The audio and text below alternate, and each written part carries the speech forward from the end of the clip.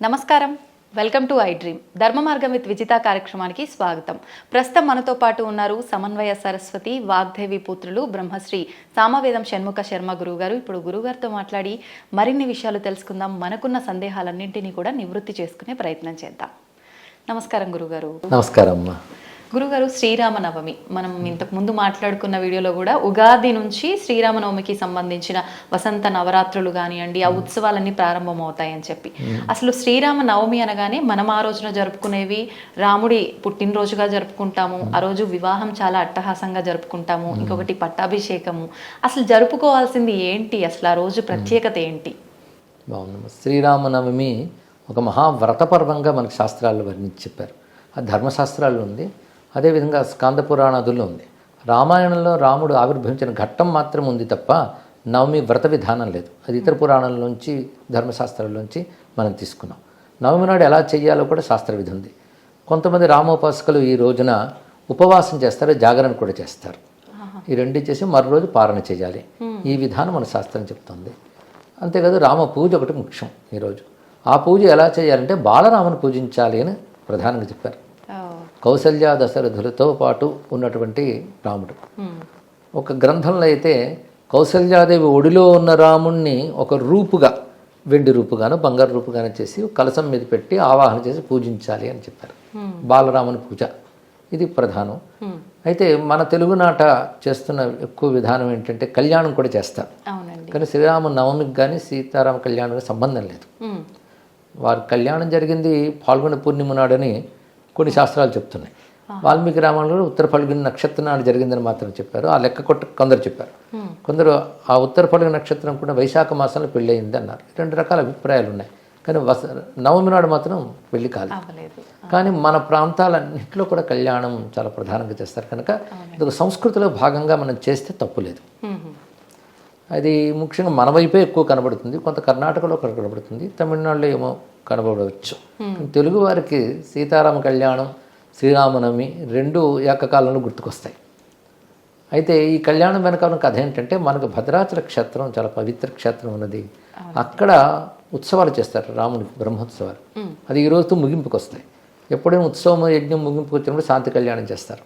అలా అక్కడ కళ్యాణం చేస్తారు. దాని ప్రభావం మన సంస్కృతి మీద ఉండి ఇది అంతా చేస్తున్నారు. మీరు ఇందాక చెప్పినట్టు వడపప్పు, పానకం, ఇది రామనవమి యొక్క ప్రత్యేకత. అంటే అక్కడ వాతావరణానికి తగ్గట్టుగా చల్లదనం కోసం చేస్తారు. ఒకటి ఇందులో విశేషం ఏంటంటే సీతారాములను ఒకటిగా చూడాలనే భావం అందులో ఉన్న గొప్పతనం. అంటే రాముడు అవతరించినప్పటికీ కూడా సీతమ్మ ప్రాధాన్యం కూడా రామావతారంలో ఉన్నది. సీత శక్తి ఆవిడ. అందుకు సీతమ్మతో రాముని ఉపాసించడమే చాలా విశేషమైన ఉపాసన. అందుకు రామనవమి నాడు పూజించేవారు కూడా సీతారాములుగా కూడా భావన చేయవచ్చు. రాముడు పుట్టినరోజు అయినప్పటికీ మనకు మాత్రం సీతా సమేతంగానే రాముడిని ఆరాధన చేస్తాం.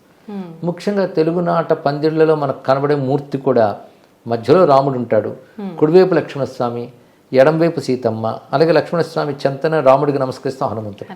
ఈ మూర్తి సాధారణంగా మనం అందరం పూజిస్తాం. ఆ మూర్తి చాలా విశేషమైనది. దక్షిణే లక్ష్మణో యస్య వామే చ జనకాత్మజ పురతో మారుతిరి యస్య తం వందే రఘునందనం అనే మాట ఆ ధ్యాన శ్లోకంలో మనకు కనబడుతుంది. ఆ మూర్తిని ఈరోజు అందరూ పూజ చేస్తారు. ఇది మనం చూస్తే ఒకవైపు శక్తి ఉంది, ఎడంవైపు స్వామి కుడివైపు భక్తి ఉంది. లక్ష్మణస్వామి భక్తులే, హనుమంతుడు భక్తులే, రెండు రకాల భక్తులు వాళ్ళు. కనుక కుడివైపు భక్తి, ఎడంవైపు శక్తి, రెండింటికి కేంద్రంగా రాముడు అని మనం ఆరాధన చేసుకుంటాం. ఇది చాలా మంచి భావన. ఆ స్వామిని మనం ఏ రూపంతోనైనా రామమూర్తిని రోజు ఆరాధించిన శ్రేష్టం. ఇది వ్రతదినం కనుక. ముఖ్యంగా కొన్ని గ్రంథాల్లో ఏం చెప్పారంటే అయోధ్యలో రామచంద్రమూర్తిని ఈ రోజున ఆ జన్మభూమి ప్రాంతంలో దర్శించడం చాలా శ్రేష్టమని చెప్పారు. అందుకే ఇవాళ అంటే రామనవమి నాడు అయోధ్యలో చాలా విశేషమైన ఉత్సవం జరుగుతుంది. మీరు పరిశీలించితే మనం అయోధ్య వెళ్ళలేకపోయినా, సరయుని వెళ్ళలేకపోయినా మనస్సులో రెండింటిని స్మరించుకుని రామచంద్రమూర్తిని ఆరాధన చేయాలి. ఉపవాసాదులు చేయగలిగేవారు దాన్ని చేస్తారు.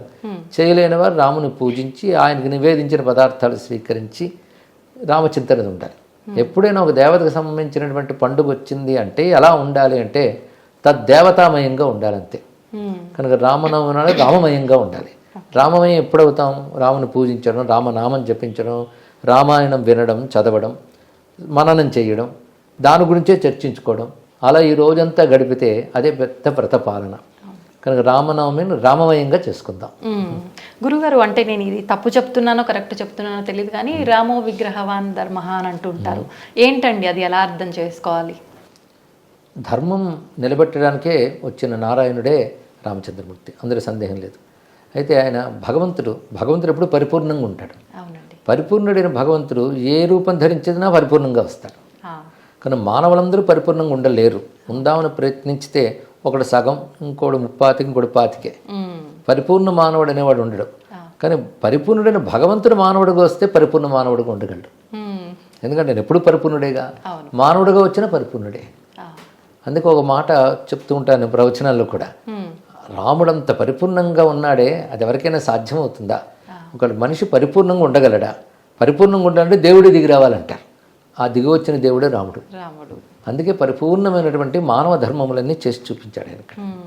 ధర్మం చెప్పే గ్రంథాలు చాలా ఉన్నాయి, ధర్మం చెప్పేవాళ్ళు కూడా చాలా ఉన్నారు. విశ్వనాథ సత్యనారాయణ గారు మాట అంటారు, మనుజులు ఈ రీతి నడువవలయునని చెప్పు మనుజులు లక్షలు కోట్లు, నడిచి నడిపించువాడు లేడు, మహితమౌ సృష్టి చిన్ననాటి నుండి ఒక్క శ్రీరాఘవుడు తక్క అన్నారు. అంటే సృష్టి ఏర్పడిన దగ్గర నుంచి కూడా ఇలా ఉండాలి అలా ఉండాలని చెప్పేవాళ్ళు లక్షల మంది, కోట్ల మంది ఉన్నారు. కానీ అలా ఉండి అందరినీ నడిపించే వాళ్ళు ఎంతమంది ఉన్నారు? ఒక్క రామమూర్తి అటువంటి వాడు అని. అందుకే రాముడు ఏది చేసిన ధర్మమే అని, చెప్పింది ధర్మం, చేసింది ధర్మం, ధర్మమే చేస్తాడు ఆయన. అదే రామ అయనం, రాముడు నడిచే త్రోవ అంటే ధర్మమే, రామాయణం అంటేనే ధర్మం. అందుకే ధర్మం ఒక రూపం ధరిస్తే రాముడు. రామో విగ్రహవాన్ ధర్మ, ఈ వాక్యం అనేది మారీచుడు రావణుడితో బుద్ధి చెప్తూ, నేను రాముడిని చూశానయ్యా, రాముడు చిన్నప్పుడే నేను సుబాహుడితో కలిసి వెళ్ళి అక్కడ విశ్వామిత్ర యజ్ఞం భంగం చేద్దాం అనుకున్నాను, ఆయన కొట్టిన దెబ్బ గట్టిగా కొట్టాడు, అది ఇప్పటికీ మర్చిపోలేను, అలా కొట్టాడు. చిత్రం ఏంటంటే సుబాహుడిని తగలబెట్టాడు, నన్ను ఎగరగొట్టాడు, నన్ను చంపలేదు. అంటే ఆయన ఏదో ప్రణాళిక ఉంది ఆయన దగ్గర, కానీ ఆ దెబ్బ తట్టుకోలేకపోయాను. తర్వాత ఆయన వనవాసానికి వచ్చాడు, వనవాసానికి వచ్చినప్పుడు కూడా నేను ఆయన చూద్దామని వెళ్ళాను. అయితే అప్పుడు లేడి వేషం ధరించి వెళ్ళాడు ఆయన. అప్పుడు రాముడు బాణంతో దెబ్బ కొడతాడు, చచ్చేటట్టు కొట్టాడు, చావు దెబ్బ కొడతాడు. ఆ 2 దెబ్బలు అయిన తర్వాత నాకు అంతా రాముడే కనబడుతున్నాడు ఇప్పుడు. అప్పటి నుంచి నేను అన్ని హింస అన్ని మానేసి ఇక్కడ తాపస వృత్తిలో ఉండిపోయాను. రాముడు అంటే నాకు తెలుసు, రామో విగ్రహవాన్ ధర్మ అనే మాట మారీచుడు ఆ సందర్భంలో చెప్తాడు. చాలా విశేషమైన శబ్దం ఇది. అందులోనే మొత్తం రామాయణ రహస్యమంతా ఉంది. ధర్మం ఒక ఆకారం ధరిస్తే అదే రాముడు అని దీని యొక్క భావం. గురుగారు, మీరు చెప్పారు అంటే మానవ రూపంలో వచ్చిన దేవుడు మనందరికీ ఒక మార్గదర్శకంగా ఉండడానికి, మార్గంలో నడిపించడానికి. అంటే ఆయన దేవుడు అయినప్పటికీ ఆ అవతారం మానవుడిగా ఉన్నారు కాబట్టి మానవ రూపాన్ని మనం దేవుడిగా కొలవటం అనేది కరెక్టేనా? రాముడు మానవ రూపం ధరించాడు కానీ ఆయన సాక్షాత్ నారాయణుడు కదా. ఆయన దివ్యమంగళ విగ్రహంగానే ఉన్నాడు రాముడు. అప్పుడు రామాయణ కాలంలో హనుమంతుడు రాముని రూపాన్ని వర్ణిస్తాడు, అంటే యునీక్. రాముడు లాంటి వాడు ఆ కాలంలో మరొకడు లేడు. అంతే. అందుకే షణ్ణవత్యంగుళీ దేహ ఎప్పుమాన్ సదివోక సహా అని మనకు సాముద్రిక శాస్త్రం మాట చెప్తాను. అంటే 96 అంగుళాలు ఉంటాడు రాముడు, అంటే 8 అడుగులు. అలాంటి స్వరూపం. పైగా ఆయన శరీర లక్షణం అంతా, సాముద్రిక లక్షణం అంతా హనుమంతుడు చెప్తాడు. సమవిభక్తాంగా, రెండేసి అవయవాలు సమంగా ఉంటాయని చెప్పుతూ, నుదురు ఎంత వెడల్పు ఉంది, ఎలా ఉంది, ఈ లక్షణాలన్నీ వర్ణిస్తాడు. ఈ లక్షణాలు రాముడికి మాత్రం ఉన్నాయి, అందరికీ ఉన్నట్లయితే ప్రత్యేకించి వర్ణించనక్కర్లేదు కదా. ఈ లక్షణాలన్నీ మనం లెక్క కట్టి చూస్తే అది ఒక అద్భుతమైన పరమ పురుషుడికి ఉంటాయి. అలాంటి వారు అందరూ ఉండరు. అందుకే అది అవతారమూర్తి యొక్క లక్షణం అది. అందుకే రాముడిని అప్రాకృత దివ్యమంగళ విగ్రహ అంటారు. రాముడి కానీ కృష్ణుడు కానీ ఇద్దరిని. అంటే చూడ్డానికి మానవ రూపంలో కనబడుతున్న వాళ్ళ దివ్యమంగళ విగ్రహం వారిది. అందుకే దేవతలు కూడా ధ్యానించే మూర్తి. దేవతలు మనుషులను ధ్యానించరు, ఎందుకంటే మనుషుల శరీరాలే రక్తమాంసాదులతో కూడి ఉంటాయి, వాళ్ళు వీటి వైపు రారు. కానీ వాళ్ళు కూడా ధ్యానించారంటే అలా కనబడుతున్నటువంటి ఒక అద్భుతమైన స్వరూపం ఆయన. అందుకే అవతార కాలంలో మానవుడైన, మనం పూజించే కాలంలో భగవంతుడైన. ఓకే గురుగారు, సీతారాముల్ని ఆదర్శంగా తీసుకోవాలి దంపతులు అందరూ కూడా అని చెప్పంటారు. ఎవరైనా ఆశీర్వదించినా కూడా సీతారాముల్లాగా కలకాలం చక్కగా ఉండండి అమ్మా అని చెప్పి ఆశీర్వదిస్తూ ఉంటారు. అసలు అంటే కొంతమంది అంటూ ఉంటారు, మూర్ఖంగా మాట్లాడే వాళ్ళని చెప్పొచ్చు, ఏ రకంగా వాళ్ళిద్దరిని ఆదర్శంగా తీసుకోవాలి. భార్యాభర్తలు అని అంటే ఒకరికొకరు చేదోడు వాదోడుగా ప్రతి ఒక్క దాంట్లో కూడా సలహాలు ఇచ్చే విషయం కానీ, ప్రతి ఒక్క విషయంలో సహాయం చేసే విషయం కానీ ఒకరికొకరు తోడుగా ఉండాలి. కానీ అంటే వీళ్ళని చూసినంత వరకు పెళ్లి అయినా తదనంతరం అరణ్యానికి వనవాసానికి అని చెప్పి వెళ్ళటం అంటే సీతాదేవి తన ఇష్ట ప్రకారంగా తన భర్తతో వెళ్ళినప్పటికీ అది చాలా కష్టకాలము. తర్వాత అక్కడికి వెళ్ళినా వాళ్ళు కలిసి ఉన్నారా అని అంటే లేదు, అక్కడ కూడా ఎడబాటు.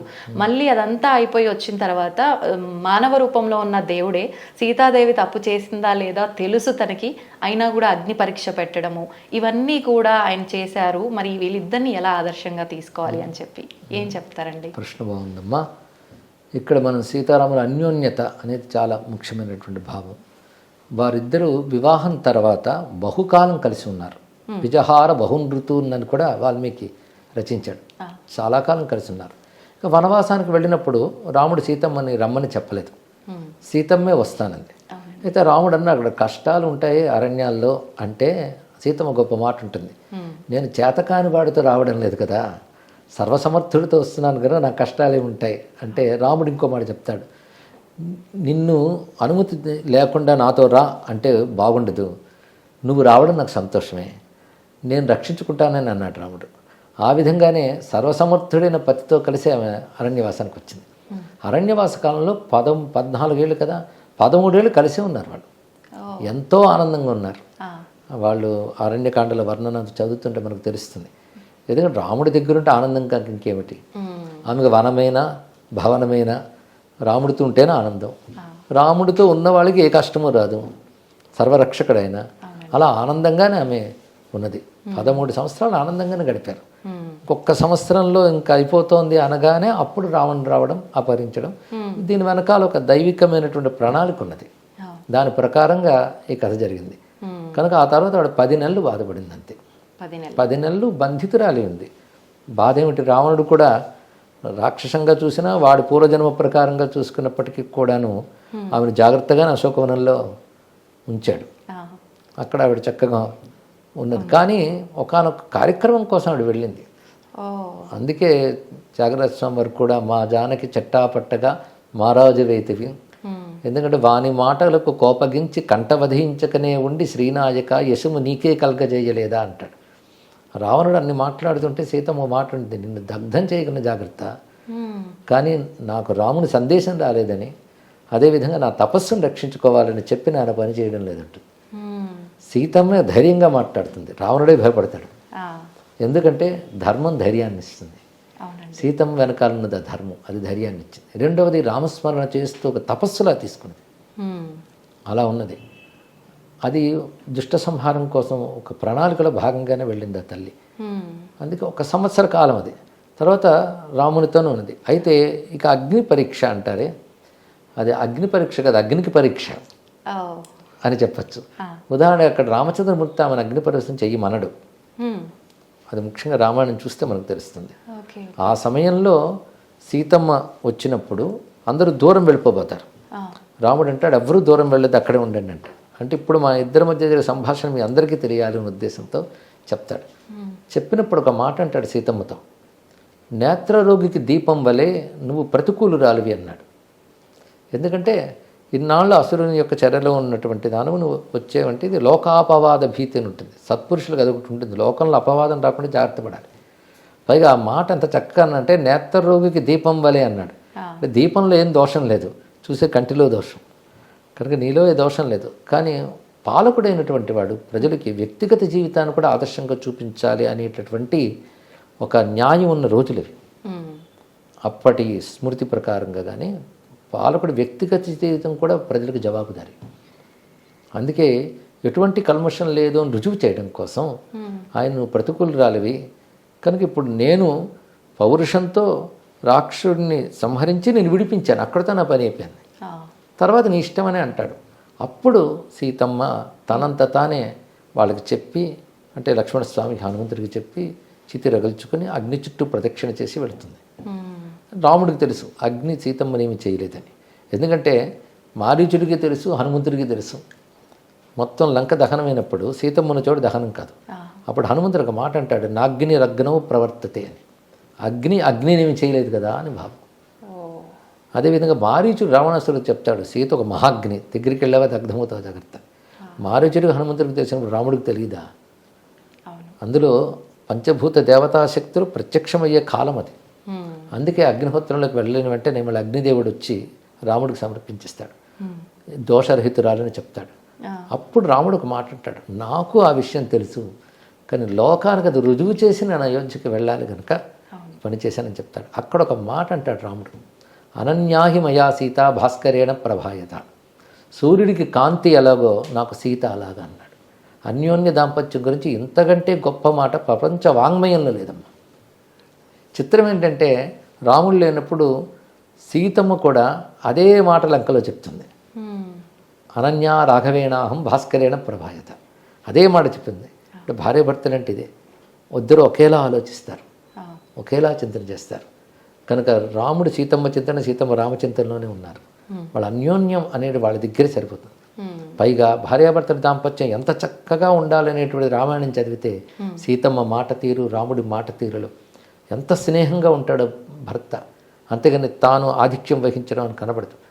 ఉదాహరణకి రాముడితో ఒక మాట ఉంటుంది, చనువు కొద్దీ చెప్తున్నాను, నువ్వు ధనుర్బాణాలు పట్టుకుని తిరుగుతున్నావు, నువ్వు వనవాసానికి వచ్చావు, కొచ్చవనం కొచ్చ క్షాత్రం, నువ్వు రాజుగా ఉన్నప్పుడు పట్టుకు తిరుగు, వనవాసానికి వచ్చి నువ్వు ఇవన్నీ పట్టుకు తిరగడం ఏంటి నువ్వు అంటే, రాముడు ఎంత మృదువుగా చెప్తాడంటే, నీకు తెలియదు నువ్వు నోర్మి అనకుండా, నీకు నా మీద అభిమానం ఉంది కనుకనే నాకు చెప్పు, ప్రేమ లేని వాళ్ళకి చెప్తారా చెప్పు, నువ్వు ప్రేమతో చెప్పావు కనుక నీకు సమాధానం చెప్తున్నాను విను. నేను వనవాసానికి వచ్చే కానీ క్షాత్రాన్ని విడిచిపెట్టలేదు, నేను ఇతరులకు ఆపద కలగకుండా చూసుకోవడం క్షాత్రం నా బాధ్యత, అది అందుకే దీన్ని పట్టుకున్నాను అని చక్కగా సమాధానం చెప్తాడు. అలా భార్యాభర్త ఎలా మాట్లాడుకోవాలో కూడా కనబడుతుంది. ఎక్కడ కూడా కటువుగా రాముడు ఒక్క మాట అంటాడు. తర్వాత అయోధ్యకు వచ్చాక చాలా కాలం వాళ్ళు కలిసే ఉన్నారు. తర్వాత లోకాపవాదం ఏర్పడింది, తరాలు మారి లోకాపవాదం ఒకటి ఏర్పడింది. అది ఒక వ్యక్తి చెప్పింది కాదు, లోకంలో అందరూ అనుకుంటున్నారని మంత్రులు వచ్చి రాముడితో సమావేశంలో తెలియజేస్తారు. అప్పుడు ఉన్న ధర్మ ప్రకారంగా ఏంటంటే, ఒక అపనిందగానే ఉంటే దాన్ని దూరం పెట్టాలి కొంతకాలం, మళ్ళీ సత్యం రుజువయ్యే వరకు, అదొక నియమం, దానికి కట్టుబట్టాడు. కానీ నువ్వు వెళ్ళిపో అడవిలో వదిలే ఇలా అనకలేదు ఆయన. ఎందుకంటే ఈ సమావేశం ముందు రాత్రి వేళ సీతమ్మతో మాట అంటాడు, గర్భవతి నువ్వు, నీకు ఏది ఇష్టమో అది చేస్తాను చెప్పు అంటాడు. నాకు మన వనవాస కాలంలో మునుల ఆశ్రమాలన్నీ తిరిగినవి చాలా గుర్తున్నాయి, చాలా ఆనందంగా ఉంటాయి. నాకు వాల్మీకి మహర్షి వాళ్ళ ఆశ్రమాలు చూశాను, ఆ ఆశ్రమాలకు వెళ్ళాలనుంది అని చెప్తుందమ్మ. అది అయిన వెంటనే ఈ సమావేశం ఏర్పడుతుంది. ఆ మరుసటి రోజు ఉదయం లక్ష్మణస్వామిని పిలిచి, ఆమె ఇలా వాల్మీకి ఆశ్రమం అవి వెళ్ళాలని అనుకున్నది కాబట్టి నువ్వు వనం దగ్గర విడిచిపెట్టిరా అంటాడు. విడిచిపెట్టిరా అన్న మాట, విడిచిపెట్టిరా అన్నాడు అంటే ఆమెకు చెప్పలేదు ఈ మాట, ఇతని ద్వారానే చేయించాడు. కానీ అందులో ఒక అనుమాన వాక్యం కానీ ధిక్కార వాక్యం కానీ రెండూ లేవు. దాని ప్రకారం లక్ష్మణస్వామి వాల్మీకి ఆశ్రమంలో విడిచిపెడతాడు. కానీ ఈ విధంగా అపవాదుకు భీతి చెందే ఇలా చేశాడన్న విషయాన్ని కూడా లక్ష్మణుడు తెలియజేస్తాడు. సీతమ్మకి ఈ ధర్మం తెలుసు, రాజధర్మం. ఎందుకంటే రెండు ధర్మాలు ఘర్షించినప్పుడు ఏ ధర్మం నిలుపుకోవాలి, భర్తృధర్మం రాజధర్మం. రాజధర్మం ప్రకారంగా ప్రజాభిప్రాయానికి విలువనివ్వాలి, మళ్ళీ దోషరహితాన్ని రుజువయ్యే వరకు దానికి తగ్గట్టుగా దూరం పెట్టాలి, అది ముందు, అది రాజధర్మం. భార్యను విడిచిపెడితే భర్తృధర్మం దెబ్బతింటుంది. రెండు ధర్మాలు ఘర్షించినప్పుడు దాన్ని ఎలా సంయమనం చేయాలో రాముడికి మాత్రమే తెలుసు. అందుకే ఇంత చక్కగా చేశాడు. ఆ సమయంలో రాముడు దుఃఖంతోనే ఉన్నాడు. తర్వాత యజ్ఞాలు చేశాడు ఎన్నో, ప్రతి యజ్ఞంలో స్వర్ణ సీతని పెట్టుకున్నాడే తప్ప సీత త్యాగం చేయలేదుగా. సీతమ్మ పట్ల భార్యాభావం ఉంది, ఆమెకి భర్తృభావం ఉంది. అందుకని వాళ్ళిద్దరూ వేరు కాలేదనే చెప్పాలి, భౌతికంగా వేరైనా వాళ్ళిద్దరి యొక్క అనుబంధం అలాంటిది. కనుక ఒకానొక కష్టకాలం వచ్చినప్పటికీ కూడా వారు విడిపోకుండా స్థైర్యంగా నిలబడి అనుబంధాన్ని కాపాడుకున్నారు. కనుకనే వారిని అన్యోన్య దాంపత్యం అంటారు. ఒక చిన్న ప్రతికూలం వస్తే చాలు విడిపోయే తొందరపాటుతనం బాగా కనబడుతుంది. కానీ కాలంలో ఒక ప్రతికూలత వచ్చినప్పటికీ అనుబంధాన్ని కాపాడుకోవాలి. అంతేగాని సీతమ్మ రాముడు విడిచిపెట్టలేదు, సీతమ్మ భార్యాభావం అలాగే కాపాడుకున్నాడు. అంటే వాస్తవాన్ని సరిగ్గా తెలుసుకోక మిడిమిడి జ్ఞానంతో మాట్లాడే మాటలు ఇలాంటి వాటికి దారి తీస్తాయి. సరిగ్గా రామాయణం చదవకపోవడం కూడా ఒక కారణం. అవునండి, అవును. అది సరిగ్గా అక్కడ మాట, అక్కడ సమావేశాలు, అక్కడ జరిగినటువంటి సంభాషణలు, ధర్మాధర్మ నిర్ణయాలు ఇవన్నీ అందులో ఉంటాయి. అవి యథాతథంగా తెలుసుకుంటే సందేహమే రాదమ్మా. నిజంగా చదివితే ఇంత చక్కగా అర్థమవుతుందా అండి? ఇంత మంచి వివరణ అర్థం చేసుకోవచ్చు అంటారు. వాల్మీకి చాలా తేట తెలుగు సంస్కృతంలో రాశాడు, తేట సంస్కృతం, సులభ సంస్కృతంలో రాశారు, మధురంగా రాశారు. అయితే మనకు చక్కటి అనువాదాలు కూడా వచ్చాయి, తెలుసుకోవాలి. ఒకవేళ మనం ఏమో అన్వయించుకోలేకపోతే వాటిలో కృషి చేసిన పండితులను అడగాలి. ఇప్పుడు మనం లెక్కల పుస్తకం తెచ్చుకొని చదివితే అర్థం కాకున్నప్పుడు లెక్కల మాస్టర్ దగ్గరికి వెళ్తాం. అలాగే దీనిలో కృషి చేసినటువంటి పండితులను అడగాలి.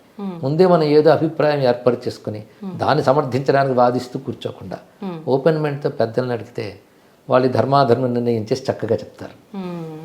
అయితే ఈ శ్రీరామనవమి నుంచి ఎవరన్నా ఏదైనా కొత్త విషయం చెయ్యాలి అనుకుంటే ఈ రామాయణం చదవడము, దానిలో ఉన్న విషయాన్ని అర్థం చేసుకోవడం మొదలు పెడితే బాగుంటుందేమో. అవును, అంతే కదండి. ఎందుకంటే రాముడు ఆదర్శమూర్తి, ఆరాధ్యమూర్తి రెండును. ఆదర్శంగా తీసుకున్న ధర్మాలన్నీ ఆయనలో ఉన్నాయి, ఆరాధించవలసిన దైవత్వం కూడా ఉంది. అందుకే ఆయన ధర్మస్వరూపుడు, దైవస్వరూపుడు. ఆయన స్మరించుకోవడం, రామాయణం చదవడం, అందులో చెప్పిన ధర్మాలు జీవితంలోకి మనం తెచ్చుకొని ప్రయత్నం చేయడం, ఇవి చేస్తే రామనవమి పర్వం చక్కగా జరుపుకున్నట్లే. అయితే ఇంకొక డౌట్ అడుగుదాం అనుకున్నా నేను, కానీ మీరు చెప్పిన ఈ విషయంలోనే నాకైతే దానికి వివరణ అర్థమైపోయింది. కానీ ఏం అడగాలనుకున్నానో చెప్తా. బంగారు లేడి విషయానికి వస్తే, అలాంటి ఒక బంగారు లేడి ఉండదు, ఉన్నది ఒక విగ్రహం మాత్రమే, అది పరిగెత్తి జీవం ఉన్నదానిలాగా వెళ్ళదు అన్న విషయం సామాన్యులకే అర్థమవుతుంది. కానీ రాముడికి అర్థం అవ్వలేదా? ఎందుకు దాని వెనకాల పరుగు తీశాడు సీతమ్మ వారు చెప్పిన వెంటనే అని చెప్పి? జంతువులు, నూతనమైన జంతువులు, కొత్త ఒక రకమైన జాతి ఉంటాయి. అది దండకారణ్యం, పెద్ద అరణ్యం అది. అలాంటి చోటు నూతనమైనటువంటి ఒక లేడీ వచ్చిందంటే ఒక ఆకర్షణ కలగడం సహజం. అవునండి, అదే సీతమ్మకి కలిగింది. సీతమ్మకి అలా కలగడంలో తప్పు లేదు, ఎందుకంటే సమర్థుడైన పతి కదా, సర్వసమర్థుడు కనుక తీసుకురాగలడు, అందుకే తీసుకురమ్మంటుంది. పైగా ఇప్పుడు త్వరలో మనం వెళ్ళిపోబోతున్నాం, లేడీనైనా తీసుకెళ్ళచ్చు, దాని చర్మాన్ని తీసుకెళ్ళినా అందరూ ఆశ్చర్యపోయి చూస్తారు, కాబట్టి తీసుకురా అంటుంది. అప్పుడు లక్ష్మణుడు చెప్తాడు ఏమని, నాకు ఇది మాయలేడు అనిపిస్తున్నది, స్పష్టంగా చెప్తాడు.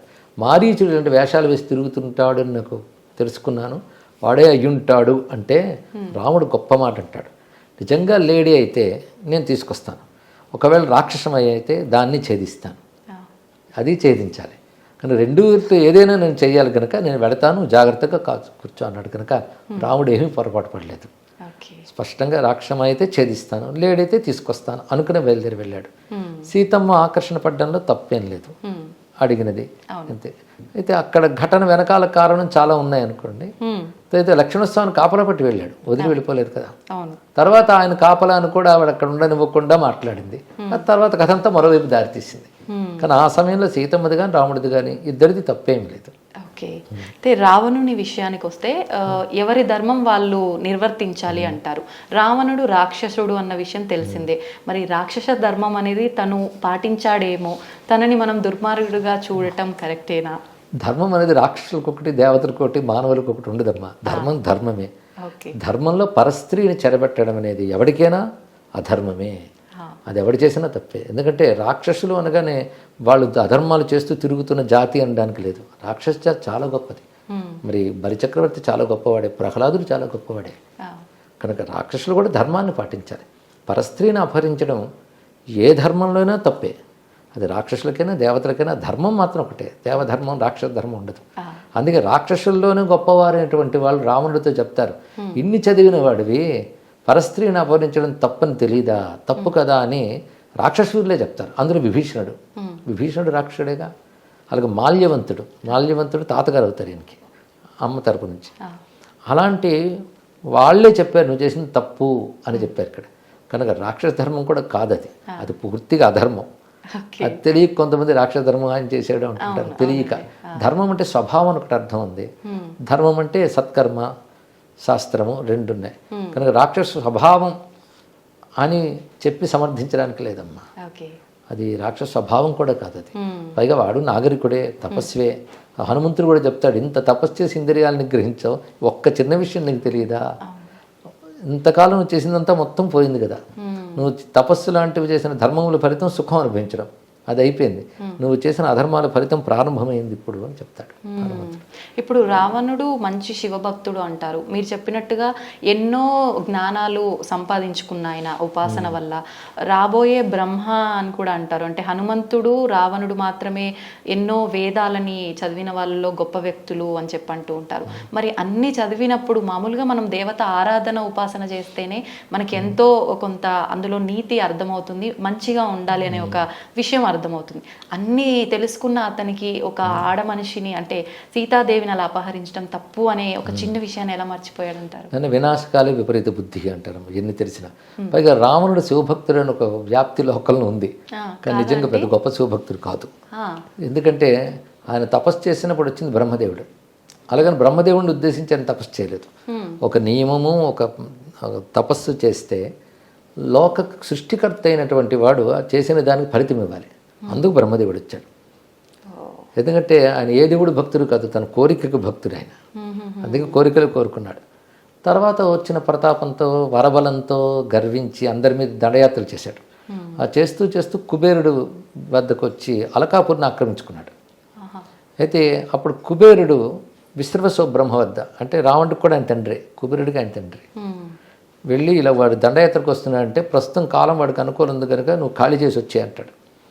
అప్పుడు అలకాపురిని ఆక్రమించుకుని కుబేరుడి పుష్ప విమానాన్ని తీసుకుంటాడు. ఆ పుష్పక విమానం ఎక్కడికైనా వెళుతుంది, ఏ లోకానికైనా. కానీ కైలాసం దగ్గరికి వచ్చేటప్పటికల్లా రాలేకపోయింది.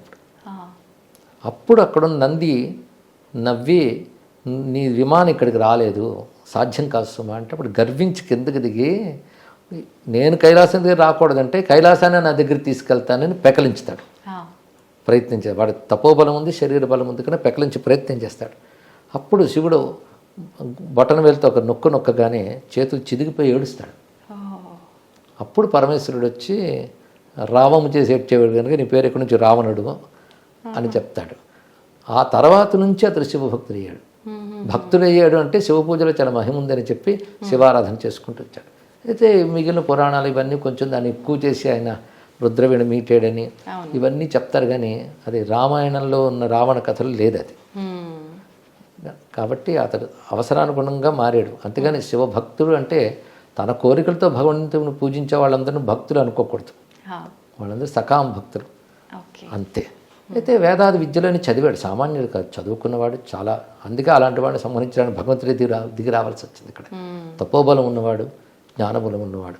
అయితే కాబోయే బ్రహ్మ అనేది హనుమంతుడి విషయంలో చెప్తారు, పురాణాల్లో ఉంది, రామాయణంలో ఆ విషయం లేదు. రావణుడు కూడా అనేక శాస్త్రములన్నీ చదువుకున్నవాడే. అందుకే సీతమ్మ ఒక మాట ఉంటుంది, విశ్వనాథ రామాయణంలో ఉంటుంది. సీతమ్మ కూడా ఒక బాగా చదువుకున్నావు, నీ రాజ్యంలో సత్పురుషులు లేరా, ఉన్నా వాళ్ళ మాట నువ్వు వినవా, ఇలా మందలిస్తుంది.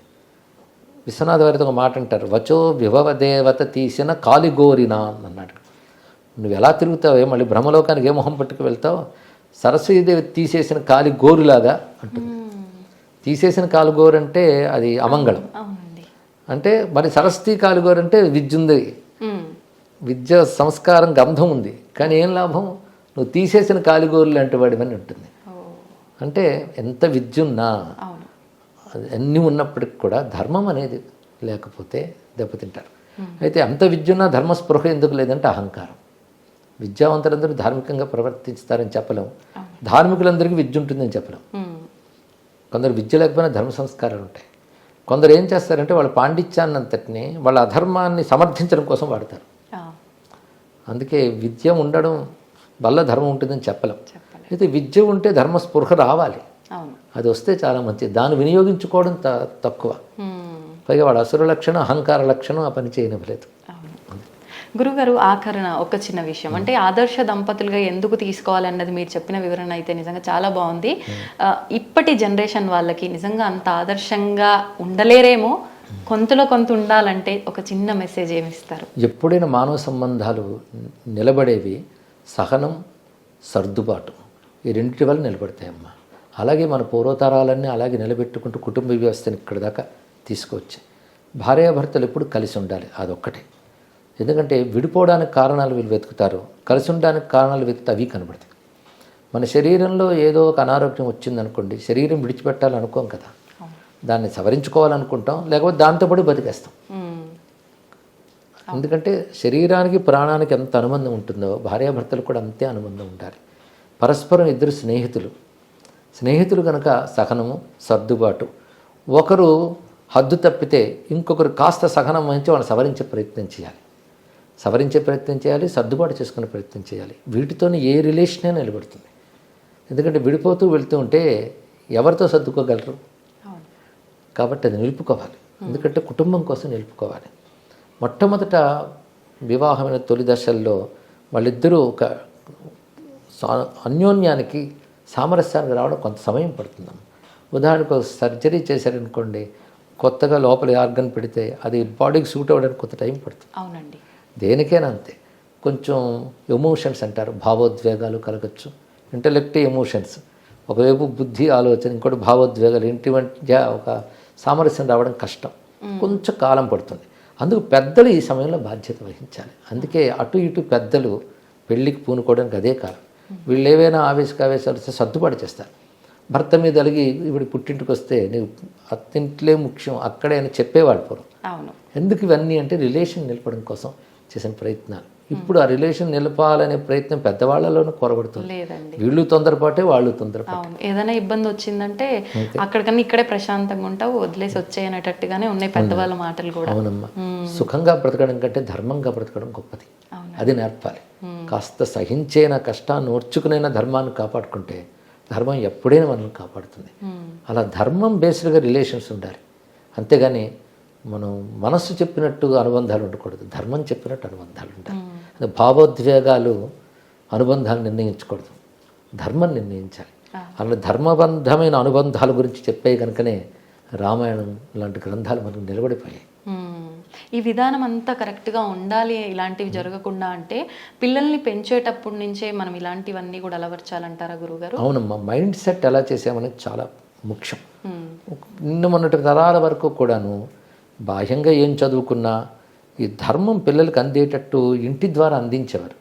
ఇప్పుడు పిల్లల జీవితం విద్యార్థి దశ నుంచే ఇంట్లో తక్కువైపోయింది, ఇంటితో అనుబంధం తగ్గిపోయింది. అవునండి. పెద్దవాళ్ళకు కూడా తెలియని కాలమే వచ్చేసింది, కానీ తెలుసుకోవాలి. అందుకు ఇదిగో ప్రవచనాల ద్వారా సద్గ్రంథాల ద్వారా అందించే ప్రయత్నం చేయాలమ్మా. చిన్నప్పటి నుంచి ఇలా నేర్పుతూ ఉంటే ధర్మం యొక్క ప్రాధాన్యత తెలుస్తుంది, వాళ్ళే కాపాడుకోగలరు తర్వాత. గురుగారు, కాలం విషయానికి వస్తే ఇందాక మీరు స్టార్టింగ్లో చెప్పినప్పుడు కాలం గురించి, కాలం ఎప్పుడూ మంచిదే, ప్రతిరోజు కూడా మంచిదే, ఏది అంటే చెడ్డది కాదు, ఏది మనకు అపాయం చేయదు అని చెప్పి. కాలము అంటే ఒక సమయం కింద తీసుకున్నాం అనుకోండి, ఆ సమయాన్ని ఎవరు ఎలా ఉపయోగించుకుంటున్నారో దాన్ని బట్టే వెళ్తుంది. కానీ ఒక్కొక్కరు అంటే ఏం ఆలోచిస్తారంటే మన కర్మని బట్టే మనం ఉపయోగించుకునే సమయమైనా ఏదైనా ఉంటుంది, ఇవన్నీ మాటలు అంటుంటారు. ఏం చెప్తారంటే ఇటువంటి వాళ్ళు? మన కర్మని బట్టి అంటే ఒకప్పుడు మనం చేసుకున్న కర్మేగా, అది కూడా మనం చేసిందే కదా, తానంత తాను రాదు కనుక ఒకప్పుడు మనం చేసుకున్న దాని ప్రకారం ఉన్నప్పుడు అదేంటో మనకు తెలియదు కనుక ఇప్పుడు మనం చేయాల్సింది జాగ్రత్త పడాలి. ఎందుకంటే కాలం యొక్క ప్రభావం మన మీద ఎంత ఉంటుందో మన యొక్క ప్రభావం కాలం మీద ఉంటుంది. ధర్మాధర్మాలు లోకల్లో ఉంటే దానికి తగ్గట్టుగా కాలం అనుకూల ప్రతికూలాలు ఉంటుంది. ధర్మాధర్మాలు మన నుండే వస్తాయి కదా. అది కాలం చెడు చేసిందనే కంటే మనం చేసిన కర్మ కాల రూపంలో ఫలితాన్ని ఇస్తుంది. అందుకే సత్కర్మ చేస్తుండాలి. ఇదివరకు ఏదో దుష్కర్మల వల్ల ఇప్పుడు కాలం ప్రతికూలంగా ఉన్నప్పటికీ ఇదివరకటిది మనం ఇప్పుడు వెళ్ళి సవరించుకోలేం. కానీ ఇప్పుడు సత్కర్మాచరణ చేస్తూ ఏమైనా ప్రతికూలత వచ్చినా ఒకప్పుడు చేసుకున్న చెడ్డ పని యొక్క ఫలితం ఇదేని కొంచెం సహనం వహిస్తూ ఉంటే, అందుకే ఇందాక చెప్పినట్టే సహనం వహించాలి, సవరించుకోవాలి. ఈ రెండిటితో మనం కాలం అనుకూలం చేసుకోవచ్చు. గురుగారు, తల్లిని మించిన దైవమే లేదు అంటుంటారు. అంటే భగవంతుడే గొప్ప, సృష్టికి మూలమే భగవంతుడు అంటాం. మరి భగవంతుడి కన్నా కూడా తల్లి గొప్పనా ఎలా అర్థం చేసుకోవచ్చు అంటారు? అంటే భగవంతుడు సర్వవ్యాపకుని పరమాత్మైనా ప్రత్యక్షం కాదు కదా. భగవంతుడు ఎలాగైతే మనకు కారణమై మనల్ని పోషిస్తూ రక్షిస్తూ ఉంటాడో అలా మన పుట్టుక కారణమై మనల్ని పోషించి రక్షించి కాపాడడం అనే ఒక దైవత్వం తల్లిలో కనబడుతుంది, తండ్రిలోనూ అలాంటి దైవత్వం కనబడుతుంది. అందుకే ఒక దైవీ గుణం లక్షణం అక్కడ ఉంది కనుక వాళ్ళని ఆరాధిస్తే దేవతలను ఆరాధించినట్లే. అది మాతాచ పార్వతీదేవి పితాదేవో మహేశ్వర అంటారు. అంటే పార్వతీదేవి తల్లి, శివుడే తండ్రి అని. అందులోనే తల్లే పార్వతి, తండ్రి శివుడిని భావం కూడా తీసుకోవాలి ఇక్కడ. అలాగ వాళ్ళని మనం గౌరవించి వాళ్ళని బాధ పెట్టకుండా చూసుకోవాలని దానివల్ల కుటుంబ సంబంధం బలంగా ఉంటుంది. కనుక ఏ పిల్లవాడైతే తల్లిదండ్రులను గౌరవిస్తాడో ఆ పిల్లవాడు తాను కూడా తండ్రో తల్లో అవుతాడు. అప్పుడు వాడు ఆదర్శంగా నిలబడతాడు. కనుక ఇది పరంపరను కాపాడుతుంది. గురుగారు, శివుడు అన్నారు కాబట్టి నాకు ఒకటి అడగాలనిపించింది. ఇది నా పర్సనల్ క్వశ్చన్ అనమాట. నాకు శివుడు అంటే అది భక్తి అని చెప్పలేని ఒక రకమైన పిచ్చి.